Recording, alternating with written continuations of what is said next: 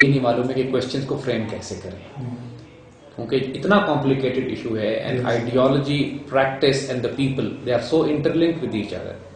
Let's start with the ideology first, پھر ہم اس کے بعد ان لوگوں پر آتے ہیں جو اس آئیڈیالوجی کو امپلیمنٹ کر رہے ہیں، پھر ان پریکٹسز کی بات کریں گے کہ جن پریکٹسز کو وہ استعمال کر رہے ہیں، اور پھر ہم ایفیکٹس کی بات کریں گے کہ ان اس کے نتیجے میں ایفیکٹس کیا پیدا ہو رہے ہیں. پھر یہ آپ کے سارے اسٹیپس جو ہیں وہ کلیئر ہو جائیں گے. آپ نے بات کی آئیڈیالوجی کی، تو لیٹس اسٹارٹ ود دی زائنسٹ. زائنسٹ یہ ہیں کون لوگ؟ دیکھیے، عیسائی دنیا، کرسچنز ہمیشہ سے رہے ہیں، یہودی بھی بہت تاریخ میں ہمیشہ سے رہے ہیں، اور یہودی اور عیسائی آپس میں لڑتے بھی رہے ہیں. کوئی جگہ تاریخ پچھلے 2000 سال میں عیسائیت کی تاریخ میں ایسی نہیں تھی کہ جہاں پر جب یہودیوں کو حکومت ملی تو انہوں نے عیسائیوں کو بخشا، یا جب عیسائیوں کو حکومت ملی تو انہوں نے یہودیوں کو چھوڑ دیا. یعنی بدترین دشمن عیسائی دنیا کے یہودی ہمیشہ تصور کیے جاتے رہے تھے. یہ تاریخ میں 2000 سال سے تو ہو ہی رہا.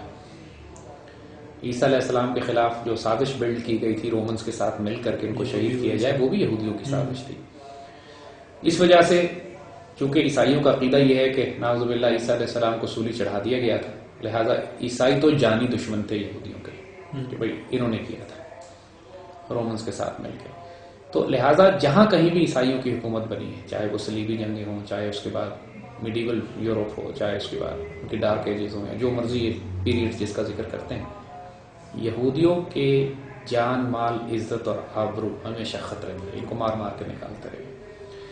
تو یہودیوں نے سروائیو کرنے کے لیے مختلف قسم کے طریقے ایجاد کیے. صلیبی جنگوں میں انہوں نے اپنے آپ کو نائٹس کا روپ دیا، ٹیمپلر نائٹس اینڈ ہاسپٹلر نائٹس کے طور پر یہ لوگ سامنے آئے، جس میں انہوں نے اپنے آپ کو ایک نیا عیسائی گروہ بنا کر پیش کیا کہ جو مسلمانوں کے خلاف لڑنے میں عیسائی دنیا کی مدد کریں گے. بنیادی طور پر آبجیکٹو یہی تھا. نائٹس کو آپ سمجھ لیجئے اس وقت کا اسرائیل تھا، یعنی ان کا آبجیکٹو یہ تھا کہ عیسائی دنیا کو مسلمانوں سے لڑوائیں گے، لیکن ٹیمپلر نائٹس اینڈ ہاسپٹلر نائٹس تھے. اور لیکن جو بیت المقدس جو فتح کروائیں گے یہ عیسائی دنیا کی مدد سے، اس پر حکومت یہودیوں کی ہوگی. اور یہودی کھلم کھلا اپنے آپ کو نہیں کہہ سکتے تھے، لہذا نائٹس کہتے تھے اپنے آپ کو. ظاہر میں عیسائی بنتے تھے یہ لوگ، عیسائی تھے نہیں. نتیجہ یہ ہوا کہ صلیبی جنگوں کے دوران میں چونکہ عیسائیوں کو ضرورت تھی ان کی، لہذا عیسائی دنیا ان کو استعمال کرتی رہی. جب صلیبی جنگیں ختم ہو گئیں تو اس کے بعد خود پوپ نے ان کے غیر عیسائی ہونے یا کافر و مرتد ہونے کے فتوے جاری کیے، اور عیسائی دنیا نے پکڑ پکڑ کر نائٹس کو پوری دنیا سے تباہ برباد کیا، جلایا، مارا اور ختم کیا. اس کی پوری تاریخ ہے کہ ٹیمپلر اور ہاسپٹلر نائٹس کا ٹیٹونک نائٹس تھے. اس میں روڈز آئلینڈ میں، جو میڈیٹرینین میں جو مختلف جزیرے ہیں، سسلی ہے، روڈز ہے، سائپرس ہے، یہاں پر ان کے بیسز ہوا کرتے تھے، جہاں پر باقاعدہ پوپ نے جا کے عیسائی دنیا کے آرڈرز کے تحت ان کو ختم کروایا. صلیبی جنگوں میں تو استعمال کرتے رہے ساتھ ہی. تو اسی طرح آپ نوٹ کریں گے کہ جب عیسائیوں نے قبضہ کیا بیت المقدس شریف پہ صلیبی جنگوں، پہلی صلیبی جنگ کے بعد، تو وہاں پر جو حکومت قائم ہوئی وہ ایک نائٹ کنگ گاڈفرے کی تھی. وہ basically he was a night, he was not a normal Christian.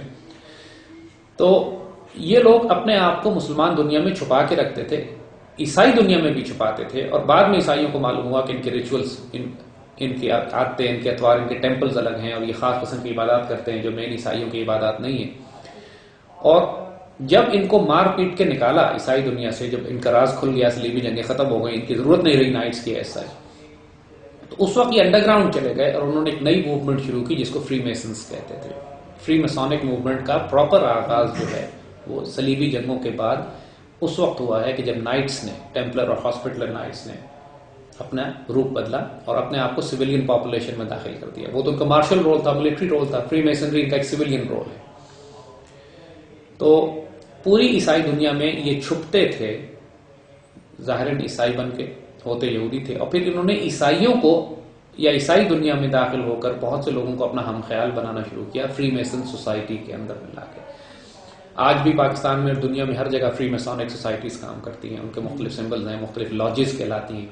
وہ چرچ نہیں کہتے، لاج کہتے ہیں. فری میسونک لاجز ہوتی ہیں. ان ساری باتوں کو آپ گوگل پر ریسرچ بھی کر لیجیے گا، آپ کو مل جائے گا. دنیا کی سب سے بڑی سیکریٹو سوسائٹی ہے جس میں صرف مرد ممبر ہوتے ہیں، عورتیں کے ممبر نہیں بناتے ہیں.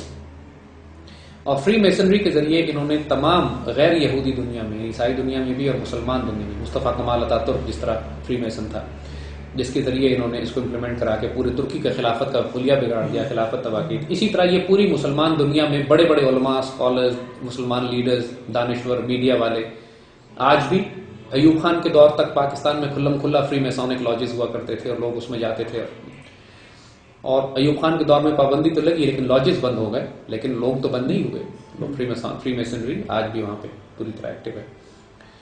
تو یہ غدار لوگ ہوتے ہیں جن کا پتہ نہیں چلتا، اور یہ ظاہراً تو غیر یہودی ہوتے ہیں، ایجنڈا ان کا یہودیوں کا ہوتا ہے۔ اسی طرح تقریباً 19ویں صدی کے آخر میں کلاسیکل یہودیوں نے بھی ایک آئیڈیالوجی بلڈ کی جس کے مطابق پوری دنیا میں یہودیوں کی ایک ریاست قائم ہونی چاہیے۔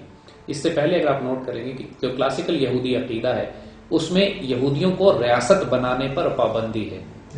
آج بھی نیو یارک میں ہزاروں لاکھوں یہودی ایسے ہیں جو اسرائیل کی ریاست کے خلاف ہیں، کیونکہ وہ یہ کہتے ہیں کہ یہ بدعت ہے، یہ کفر ہے، یہ ہیریٹکس ہیں، یہ یہودیت چھوڑ کے الگ ہو گئے ہیں وہ لوگ جو یہ کہتے ہیں کہ ریاست بننی چاہیے، کیونکہ ان کے عقیدے کے مطابق چونکہ انہوں نے موسیٰ علیہ السلام کے ساتھ خیانت کی تھی، لہٰذا ان کو سزا یہ دی گئی ہے کہ یہ دنیا میں اگر یہودیوں کا سروائیول ہے تو یہ ایک ڈائسپورا کا لفظ جو استعمال کیا جاتا ہے کہ یہ بکھر کے رہیں، پوری ڈسپرس رہیں، کہ اگر جمع ہوئے ایک جگہ پہ تو مارے جائیں گے۔ تو یہ کلاسیکل یہودیت کا عقیدہ ہے۔ 19ویں صدی کے آخر میں تھیوڈور ہرزل اور اس قسم کے بڑے یہودی پیدا ہوئے جنہوں نے راسچائلڈ جو بینکنگ سسٹم اور اکنامک سسٹم جو کنٹرول کرتا ہے، بینک آف انگلینڈ کا اور فیڈرل ریزرو کا، ان لوگوں نے مل کے ایک پلان یہ کیا، ایک نیا عقیدہ یہودیوں میں پیدا ہوا جو کہ یہودیوں کے بھی بدعتی ہیں، ہیریٹکس ہیں، جنہوں نے عقیدہ یہ نکالا کہ ہم یہودیت کی ایک نئی اسٹیٹ بنائیں گے، اس کے لیے پوری دنیا میں ہم تباہی برپا کریں گے، چونکہ اس وقت تک ان کی اکنامک پاور اتنی مضبوط ہو چکی تھی، پوری دنیا کے banking system, bank of England, British umpire کے سارے فائنانسز اور فنڈنگ، اور امریکہ کے یعنی دو بڑی بڑی، ایک برٹش امپائر اور ایک امریکن سویلائزیشن، امریکن تہذیب جو اٹھی تھی، اس دونوں کو یہ اب یہودی بینکرز کنٹرول کرتے تھے۔ یعنی پوری، جس کو علامہ اقبال نے اپنے شعر میں کہا تھا کہ یورپ کی رگے جاں پنجے یہود میں